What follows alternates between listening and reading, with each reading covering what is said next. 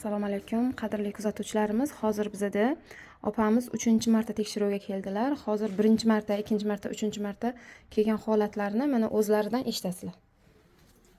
Men kirib kelishimga, bu yerga kelishimga sabab dalinam chiqish, oshqozon og'riq, buyrak osti bezlari shamollash, obsha yurishga qiynalib, qaysi eshikdan kirganimni hatto bilmaychi edim. 10 kun ichiga ancha o'zgarish bo'lib, yana qaytib keldim.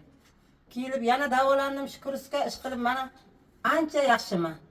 Hozir 3-marta kelishimga toza ham yaxshi bo'libman. Juda ham xursand bo'ldim. Oshqozon og'riqim, yuraklarim og'riqlari, buyrak osti bezlari shamollashi, tez bo'lib hojatga borishlarim ancha kamaydi. Oyoqlarim og'rig'i juda yaxshi bo'ldi. Minnatdorman bu kishilardan. Ancha o'zimga keldim. Katta rahmat, yaxshi shifokorlar ekan. Katta rahmat. Shunchalar meni aziz qilib, mana shuncha vaqtdan shag'i 1,5-2 oydan shag'i davolayaptilar. Mana nasib bo'lsa yaxshi bo'lib ketibman. Juda ham o'zim ham xursandman. Shu yaxshi bo'lishimdan o'zim ham xursandman. Bu kishilarga katta rahmat aytayapman. Xudoyim taoloning o'zi baraka bersin, topgan tutganlariga baraka bersin.